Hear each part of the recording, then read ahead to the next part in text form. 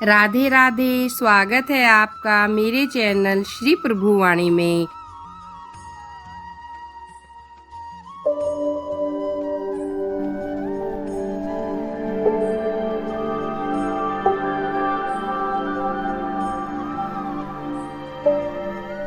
ओम नमः शिवाय। भोलेनाथ की जय, माता पार्वती की जय। भक्तों, आज हम इस वीडियो में श्रावण अध्याय 29 का श्रावण करेंगे। श्रावण मास व्रत निर्णय व काल निर्णय के विषय में चर्चा करेंगे। भगवान शिव जी बोले, हे सनंत कुमार, अब मैं समस्त कर्मों के संबंध में यह रहस्य उद्घाटित करता हूँ कि किस समय क्या कार्य करना चाहिए तथा किस काल में प्रधान कर्म क्या होता है, पूजन तथा जागरण आदि कैसे करें। यहाँ कुछ व्रतों के समय का वर्णन किया गया है। प्रमुख रूप से जो व्रत का समय रात्रि का ही कहा गया है तथा दिन में भोजन का निषेध ही कहा गया है। उद्यापन व्रतों की तिथि में बताया गया है। किसी कारण से यदि व्रत की तिथि में उद्यापन न किया जा सके तो शुभ समय में एक दिन पूर्व अधिवासन के पश्चात अगले दिन विधि विधान पूर्वक हवन आदि कर्म किया जाना चाहिए। व्रत धारण व पारण में तिथि का घटना या बढ़ना बाधक नहीं होता और श्रावण शुक्ला प्रतिपदा को संकल्प करके उपवास तथा अगले दिन भोजन करें। इस प्रकार से पारण के दिन मूंग चावल ही ग्रहण करना चाहिए। पारण के समय यदि एकादशी आ जाए तो 3 दिन उपवास करना चाहिए। रविवार के दिन व्रत तथा पूजन का समय प्रातःकाल ही माना गया है। इसके लिए सोमवार को सायंकाल का समय उत्तम है। भौम बुध तथा बृहस्पति के दिन व्रत व पूजन में प्रातःकाल का समय प्रमुख काल कहा गया है। शुक्रवार के दिन व्रत के लिए पूजन का समय तथा रात्रि को जागरण उचित है। शनिवार को श्री नरसिंह भगवान के पूजन का समय सायंकाल उचित बताया गया है। शनिवार के व्रत तथा दान में मध्याह्न काल मुख्य है और श्री हनुमान जी का पूजन काल मध्याह्न है। अश्वत्थ का पूजन प्रभात काल में ही इष्ट है। हे वत्स, रोटक व्रत में सोम युक्त प्रतिपदा तिथि 3 मुहूर्त से अधिक लेनी चाहिए, अन्यथा पर्व की तिथि श्रेष्ठ होती है। स्वर्ण गौरी व्रत में चतुर्थी युक्त तृतीया उत्तम रहती है। ओदंबर व्रत में द्वितीया सायंकाल व्यापनी तथा तृतीया युक्त तिथि उपयुक्त होती है। दोनों दिन सायंकाल व्यापनी होने पर पूर्व वेदित ग्रहण करनी चाहिए। श्री गणेश चतुर्थी व्रत में तृतीया युक्त चतुर्थी श्रेष्ठ होती है। नाग पूजन में षष्ठी युक्त पंचमी श्रेष्ठ है तथा सुबोधन नामक व्रत में सायंकाल व्यापनी सप्तमी ले। पवित्रारोपण व्रत में रात्रि युक्त अष्टमी लेना अच्छा रहता है। कुमारी व्रत में रात्रि व्यापनी नवमी रहती है। आशा व्रत में रात्रि व्यापनी दशमी लें और मुनि दशमी विद्या एकादशी इसमें ग्रह नहीं है। उस एकादशी व्रत में वेद को कहता हूँ सुनो। वैष्णव अरुणोदय काल में दशमी का वेद मानते हैं तथा स्मृतों के सूर्योदय काल में दशमी का वेद माना जाता है। रात्रि काल के अंतिम पहर का आधा भाग अरुणोदय काल कहलाता है।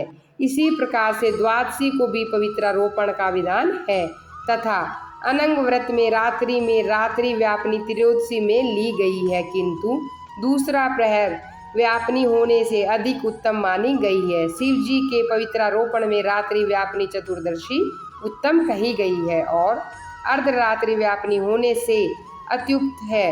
उपाकर्म तथा उत्सर्ग में पूर्णिमा और श्रवण क्षेत्र ही माने गए हैं और यदि अगले दिन पूर्णिमा हो तो अगले दिन करें।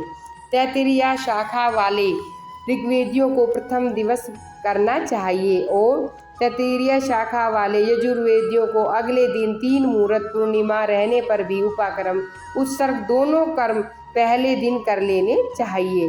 पहले दिन 1 मुहूर्त के पश्चात पूर्णिमा व श्रवण नक्षत्र व अगले दिन 2 मुहूर्त के अंदर पूर्णिमा श्रवण नक्षत्र समाप्त होता है तो प्रथम दिवस में करना चाहिए और समावेदियों को अपराह्न में हस्त नक्षत्र हो तो उपाकर्म व उत्सर्ग कर लेना चाहिए। इसके पश्चात सभादीप करना श्रेष्ठ होता है।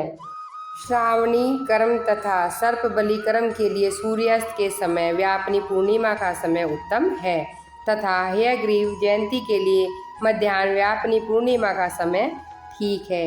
रक्षाबंधन के लिए अपराह्न काल में व्यापनी पूर्णिमा तथा संकष्टी चतुर्थी चंद्रोदय समय व्यापनी ग्रहा दोनों दिन यदि चंद्रोदय काल व्यापनी हो या दोनों दिन न हो तो पहले दिन कर लें, क्योंकि तृतीया को चतुर्थी काल के संयोग से महान पुण्य फलदायक है।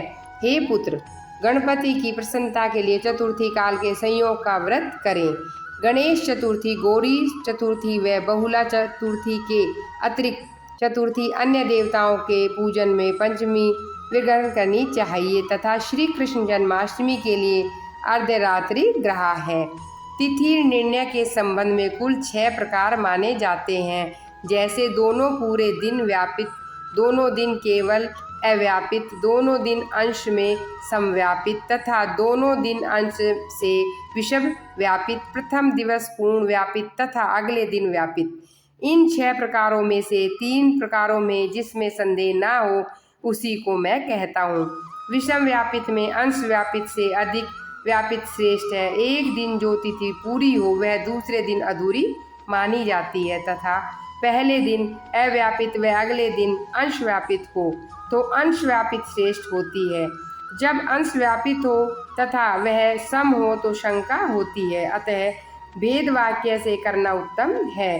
कहीं युगम वाक्य से तथा कहीं वार नक्षत्र योग से, कहीं प्रधान दोनों योग से तो कहीं प्राण योग से।